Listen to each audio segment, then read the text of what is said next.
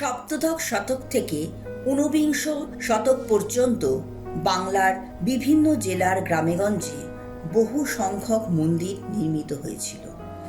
এগুলির মধ্যে বেশিরভাগ মন্দিরের অলঙ্করণ হিসাবে ব্যবহৃত টেরাকোটা বা পোড়ামাটির অপরূপ ভাস্কর্য শিল্প সত্যিই মনোমুগ্ধকর।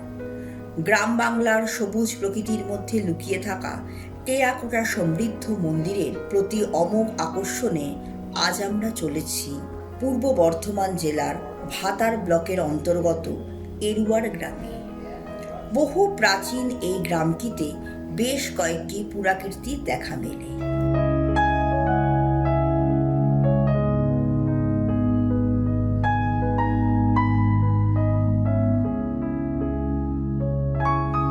যে শিব মন্দিরটির সামনে আমরা এখন দাঁড়িয়ে রয়েছি তার নাম গঙ্গাধর শিব মন্দির। শিখর দেউলরীতিতে নির্মিত মন্দিরটি দক্ষিণমুখী। ভূমিতল থেকে সামান্য উঁচু একটি ভিত্তিবেদির উপরে স্থাপিত এই মন্দিরটি আপাদমস্তক ত্রিরথ বিভাজিত, তবে পীর ভাগ করা আছে শুধুমাত্র চালা অংশে। একদুয়ারি এই মন্দিরটির প্রবেশপথের উপরে সামান্য কিছু টেরাকোটা অলঙ্করণ রয়েছে। অবশ্য প্রস্ফুটিত শতদল আর লিঙ্গসহ প্রতীক শিবালয় ছাড়া অন্য কোনো মূর্তিফলক এখানে নজরে পড়ে না। আমরা এখন পূর্ব বর্ধমান জেলার ভাতার থানার এরুয়ার গ্রামে এক প্রাচীন মন্দিরের সামনে রয়েছি। সেই মন্দিরেরই সেবায়ত বংশের কয়েকজন উত্তরসূরিকে আমরা পেয়েছি। এই মন্দিরটি শুনলাম বক্সি পরিবারের মন্দির, কিন্তু প্রতিষ্ঠা বংশের কেউ এখানে উপস্থিত নেই। এখানে সেবায়ত বংশ কয়েকজন রয়েছে যারা এই মন্দির রক্ষণাবেক্ষণ করেন। তাদেরই কাছ থেকে আমরা এই মন্দির সম্পর্কে কিছু তথ্য জানবো। আপনার নাম? জয়দেব সরকার। আপনি? জয়ন্ত সরকার। আমার নাম মানব সরকার। আপনি? রামকৃষ্ণ কুণ্ডু। আচ্ছা, আপনারা এই মন্দির দেখাশোনা করেন, মানে রক্ষণাবেক্ষণ আপনারা করেন? দাদাও করে, বৌদি এসেছে দাদা। ওই আচ্ছা আচ্ছা আচ্ছা, এই মন্দির বক্সিদের বলছেন, তা বক্সি পরিবারের মন্দির বক্সিরা কোথায়? বক্সিরা out of station. Out of station বলতে কোথায়? মানে ওরা সবাই আছে তো?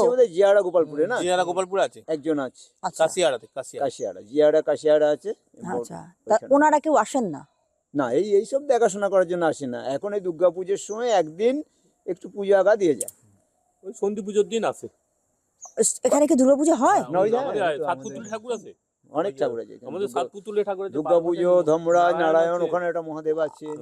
আচ্ছা, ওখানে পুজোটা হয়, সেখানে ওনারা আসেন। সেটা তারা ওনাদেরই মন্দির ছিল? পূর্বে বক্সিদেরই প্রতিষ্ঠিত, অনেক পূর্বে ছিল।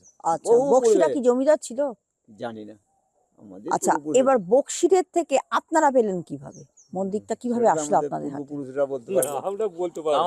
আমার বাবা যেমন পিসিমায়ের বাড়ি এসেছিল, বাবা ছোট বয়সে পিসিমার বাড়ি বলে এখানে চলে এসেছিল। ও যেখানে থাকতো আগে, না ঠাকুমায় ঠাকুমা ওখানে বান বন্যা হতো বলে, বেদিয়ার ওখানে মাছ খারাপ, ওখানে বান বন্যা হতো বলে ওখানে পুরো ফ্যামিলি উঠে এসে এখানে। না, বেশ, ঠিক আছে, বুঝলাম। কিন্তু তারপরে এই মন্দিরটা আপনাদের হাতে কিভাবে আসলো? মানে কি পাড়ার মন্দির হিসাবে আপনারা রক্ষণাবেক্ষণ করেছেন? মন্দিরটা কেউ দেখাশোনা করে না তো। আচ্ছা আচ্ছা, হ্যাঁ, মানে দয়া পরবশত হয়ে আপনারা এগিয়ে এসেছেন আর কি। আচ্ছা, বুঝতে পেরেছি। জিনিস নষ্ট হয়ে যাবে, হ্যাঁ ঠাকুর রয়েছে। ভালো করেছেন। দুর্গা পুজো, ধর্মরাজ, নারায়ণ, ওইগুলো আমরাই করি, আমাদেরই চলে। আচ্ছা, এই মন্দির সংস্কার হয়েছে এখনো পর্যন্ত? এখন পর্যন্ত হলো। হ্যাঁ, এই তো দেখছি রং ফং করা। আচ্ছা, এগুলো কারা দিয়েছে, মানে টাকা পয়সা? এগুলো আমাদের পঞ্চায়েত দিয়েছে। আর আমাদের এই যে পাড়ায় এমএলএ রয়েছে, উনি থেকে সহযোগিতা করেই করেছে। মানে বক্সিরা এখানে কোনো সহযোগিতা করে? বক্সিরাও না, আমরাও না। আমাদের মানে কোনো ব্যক্তিগত উদ্যোগ না, যা করেছে ওই আপনার ওই এমএলএ আমাদের করে দিয়েছে। আচ্ছা আচ্ছা, পঞ্চায়েতের। যাই হোক, যে কোনো সোর্স থেকে এটা হয়েছে আর কি। আচ্ছা, এই মন্দির কে প্রতিষ্ঠা করেছিল তাও বলতে পারবেন না? বক্সিরা, কত বছরের পুরনো তাও বলতে হ্যাঁ, পারবেন? 300 তো মিনিমাম 300। কোন প্রতিষ্ঠা লিপি তো দেখতে পাচ্ছি না। আমাদের একটা দুর্গা মন্দিরে একটা প্রতিষ্ঠা লিপি ছিল 1278 সালে। ওইটা আচ্ছা, পুনর সংস্কার হয়েছিল। তার আগে তো মন্দির ছিল। তার আগে মন্দির মানে ওই ছিল। সমসাময়িকই এই মন্দিরটাও হবে। হ্যাঁ, আচ্ছা, কিন্তু তারও আগে, তার মানে 1271টা ধরে তো হবে না? তারও আগে? তারও আগে 1200 আগে সংস্কার করেছিল। 1278 সংস্কার হয়েছে। এখন আবার নতুন ভেঙে, সেগুলো সব ভেঙে দিয়ে এখন নতুন করা হয়েছে। এইখানে যাবেন না, মন্দির আছে। আর এটা তো শিব মন্দির, এখানে তো ওই শিবের নিত্য পুজো তো হয়? নিত্য পুজো, মানে সেবা নেই, পুজো, নিত্য পুজো হয়। আচ্ছা আচ্ছা। হ্যাঁ সেবা এগুলো প্রকার হয়েছে, এরা বাতাসা টাতাসা দেয়, এই যে। ধূপ ধুনো সব এরা দেয়। এর husband ঠাকুর দেয়। মশাই আছে আলাদা? হ্যাঁ, ঠাকুর মশাই আলাদা আছে। ওই মন্দিরে যে ঠাকুর পুজো করে সেই হ্যাঁ, করে। তা সেই শেষ করে। তার সমস্ত খরচ বাবদ কি আপনারাই সব খরচ বহন হ্যাঁ করেন? সবাই এরাই বহন করে। বহন করে মানে এই যে আপনারা কয়েকটা পরিবার মিলে? পার্সোনালি একজন পরিবারই করে, রামকৃষ্ণ ঘোষ যে বলে। ওই ওর একটা ওই- মাসের টাকা ওই রামকৃষ্ণ ঘোষই দেয়। ঘোষই দেয়। আচ্ছা আচ্ছা আর এই দুই ভাই বাতাসা ধূপগুলো এই দুই ভাই বিয়ার করে। আচ্ছা আচ্ছা। আর এই শিবরাত্রি যা হওয়ার, হ্যাঁ সেগুলো তো হ্যাঁ, গ্রামের সবাই করে। সেই সব শিবরাত্রি হয়, হ্যাঁ, হ্যাঁ, হ্যাঁ। তারপরে এই যেমন আপনার দুর্গা পুজো 4 দিন, ওই যেমন পুজো হবে 4 দিনের সেবা, 4 দিনের মধ্যে নীলের পুজো, সমস্ত- গাজনও হয় নাকি? না না, গাজন আমাদের গাজন গাজন থাকে, গাজন গাজন হয় না। গাজন হয় না। গাজন ওই যে বাবা রয়েছেন গায়ে মহারুদ্র মহারুদ্র, ওনার ওর হয়। উপর আর বাবারে, ওর উপরে আর কিছু করে না। ওর উপরে কিছু করা বড় যাবে না। বড় ঠাকুর উনি বাবা। মহারুদ্র। এটি মন্দিরের পূর্ব দিকের দেওয়াল।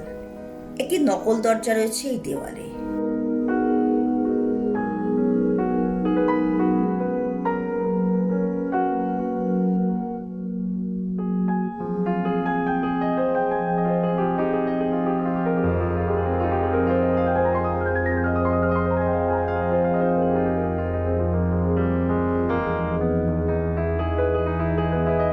মন্দিরটির প্রতিষ্ঠাতা এবং নির্মাণকাল সম্পর্কে তেমন কোনো তথ্য মেলে না।